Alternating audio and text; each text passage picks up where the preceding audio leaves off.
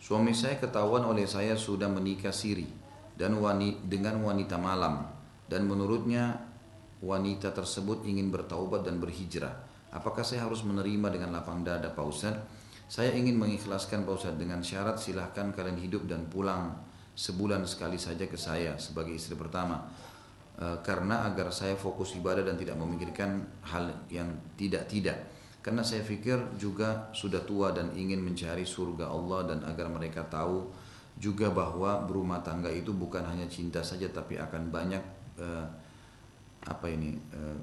biduk dalam rumah tangga itu. Ya, baik. Ini saya bisa tangkap beberapa hal ya.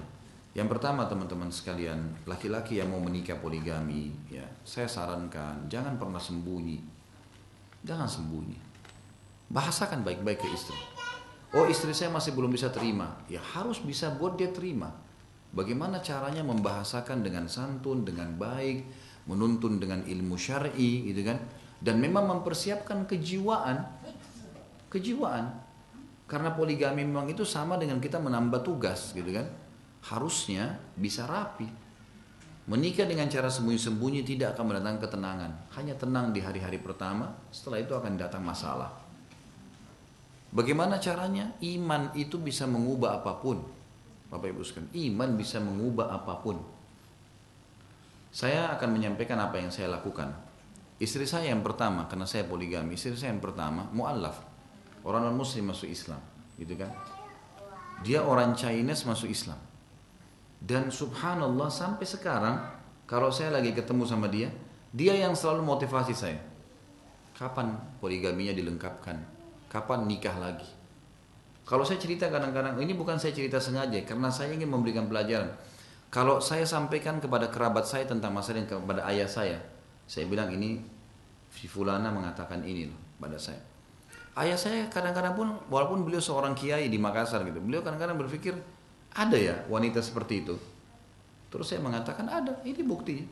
Dan yang saya tanamkan hanya satu. Di rumah saya tanamkan keimanan kepada dia, buku-buku agama, ingatkan masalah akhirat, dan memang dia tahu saya jalan dengan kejujuran, apa adanya. Ini loh saya akan menikah, saya tidak menikah. Ada orang yang tawarkan diri, ada orang yang begini, saya bahasakan. Dia tahu ini Khalid seperti yang kelihatan di depan, itulah di dalamnya. Udah.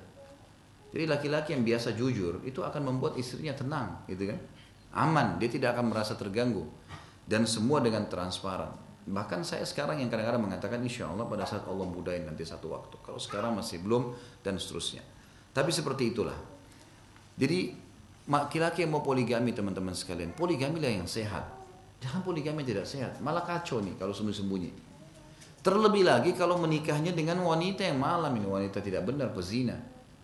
Dengan alasan dia mau bertobat, ini bukan alasan ini. Mestinya salah ini, nggak boleh.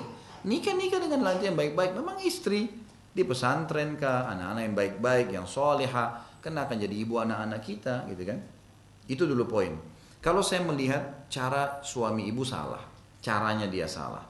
Sekarang saya akan bahas ibunya. Bagaimana keadaan saya, Ustaz? Ibu punya opsi sekarang. Kalau ibu merasa ini adalah perintah Allah dan saya ingin terima, maka ibu tinggal terapkan hukum Allah. Jangan juga dengan cara seperti ini. Ya sudah sebulan sekali datang kepada saya. Tidak. Ingatkan dia, kalau kau memang poligami, maka hukum Islam adalah kamu harus bisa membagi malam sehari-sehari nafkah dengan keadilan, dan keadilan nafkah ini adalah mengetahui kadar kebutuhan pasangan. Misal, istri pertama anaknya 5, istri kedua anaknya 1, tentu beda nafkahnya, kan gitu. Istri pertama tinggal misalnya di Inggris, kehidupan di sana mahal, sewa rumah segala mahal. Yang satu tinggal di Jakarta, tidak bisa ditarik nilai sewa di Inggris, nilai sewa di Jakarta, enggak. Keadilan itu adalah meletakkan pada porsinya, itu keadilan. Jadi bukan berarti di sana $1.000, di sini harus $1.000. Mau tidak mau di sini rumah biar cuma $100 tetap dikasih 900-nya. Ini bukan pada tempatnya. Saya pernah pastikan kepada beberapa masyayikh, mereka mengatakan keadilan justru meletakkan pada tempatnya nih. Karena kalau istri pertama punya 5 anak dan istri kedua punya 1 anak, ini dikasih 10 juta, ini juga 10 juta, justru tidak adil. Iya nggak? Karena ini kebutuhan lebih besar, ya gitu. Jadi harusnya seperti itu. Nah, ibu saya sarankan, kalau memang mau menerima hukum Allah SWT ini, alhamdulillah, ibu tinggal menuntun suami untuk menjalankan yang wajib itu. Ini loh, bagian waktu dan nafkahnya seperti ini, silahkan, gitu kan. Kalau ibu mau tanazul, ini hukum lain lagi. Saya sebagai istri, saya merasa suami saya nggak apa-apa kalau nggak datang. Malam saya hadiahkan kepada madu saya, itu halal dalam agama. Boleh saja, itu ada pahala tersendiri. Sebagaimana Ummu Salamah radhiyallahu anha pernah menghadiahkan malamnya kepada Aisyah radhiyallahu anha. Jadi kalau ibu mau menerima, sebagaimana saya paham di akhir pertanyaan ini adalah menerima keadaan tersebut, maka seperti saya bahasakan tadi, justru pandu suami agar melakukan perintah agama.